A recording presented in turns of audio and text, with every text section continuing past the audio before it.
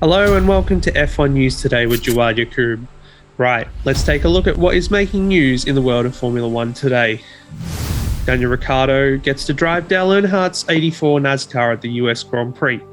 Well, first up, in a piece of feel-good news, Daniel Ricciardo is going to fulfill a dream of his and drive Dale Earnhardt's blue and yellow Wrangler NASCAR in the build-up to the US GP this weekend.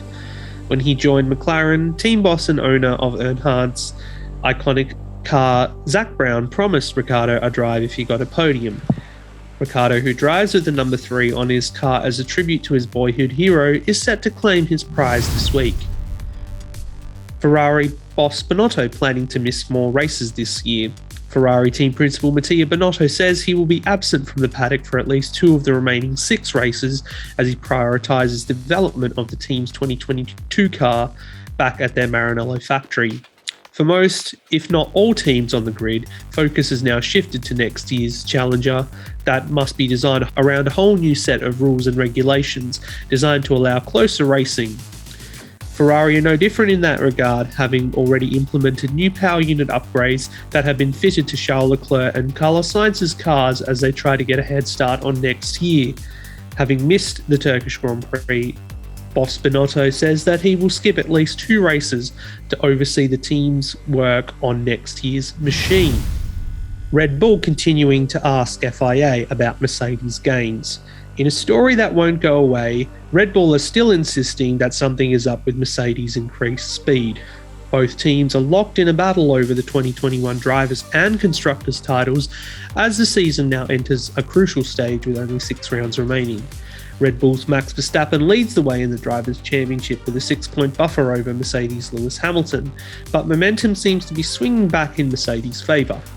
The German outfit comfortably had the beating of Red Bull in the most recent race in Turkey, leading to fresh head-scratching over at Red Bull as to whether Mercedes are finding speed and where are they finding it from. Red Bull initially had a request for the FIA to look into the Mercedes power unit thrown out, and more recently, Red Bull's driver program boss Helmut Marko said his team were not suggesting any foul play over what was going on at Mercedes. Mercedes team boss Toto Wolff has explained his reasoning as to why he thinks Mercedes are ahead at this stage, saying, "We understand our car better under the rules, which has caused problems for us at the beginning of the season. The car has more speed than in the spring and summer because we set it up differently." So there you go. Mercedes and Petronas both dismiss Aramco rumours. Staying with Mercedes, both the team and Petronas have denied a growing rumour that Aramco will be stepping in as the new title sponsor. The Mercedes-Petronas Association has been a long-term deal with a Malaysian oil firm working alongside Mercedes since their return to F1 in 2010. In 2019, Petronas and Mercedes renewed their alliance until 2025, ensuring that Petronas continued to serve as title sponsor and also a technical partner to the German outfit. It came as a shock when talk emerged that this deal would be cut short drastically, but both parties have since quashed the rumours. Saudi Arabian oil firm Aramco were allegedly in line to become Mercedes' title sponsor from 2022, but that will not be the case.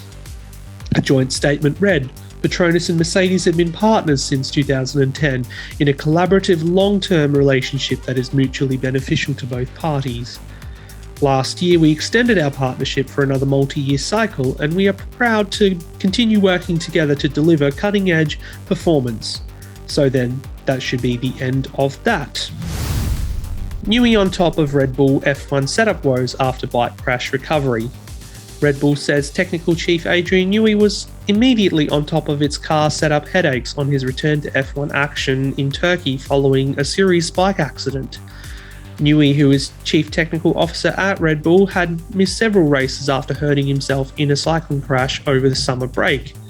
After hospital treatment and a fairly lengthy recovery, Newey was finally fit enough to return to working in the F1 garage at the recent Turkish Grand Prix.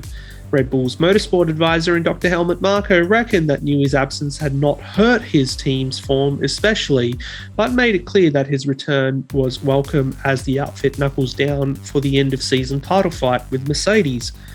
Marco said that meetings were planned back at its Milton Keynes base with Max Verstappen for him and Newey to work on ensuring that the RB16B was in the best possible shape for the final races of the campaign. United States Grand Prix tyres. Finally, Pirelli has announced that the tyres will be used for the US Grand Prix this weekend. Following a year out due to the COVID-19 pandemic in 2020, Austin returns to the Formula One calendar this year with a slightly new look. During 2020, the track underwent a partial resurfacing involving around 40% of its total length. Although the roughness of the new asphalt hasn't been measured yet, Pirelli has confirmed the same nomination as 2 years ago in Austin based on the available data. With 3 compounds in the middle of the range, the C2 will be the P0 white hard, the C3 will be the yellow medium, and the C4 will be the red soft compound tyre. These tyres are well matched to the wide range of demands imposed by the famous Texan circuit, which first joined F1 back in 2012. The track contains a bit of everything, with the layout having been inspired by different corners from some of the most famous tracks in the world. The weather in Texas at this time of year can be unpredictable. The selection of compounds chosen is therefore quite adaptable to a wide range of temperatures, although this year's race is being held earlier in the season than last time. Well, that's it for today then. We'll be back soon with the next installment of F1 News Today. We're powered by F1 Chronicle. Make sure you visit f1chronicle.com for more news and subscribe to the F1 Chronicle YouTube channel so you never miss an episode of F1 News Today. See you soon for the next update.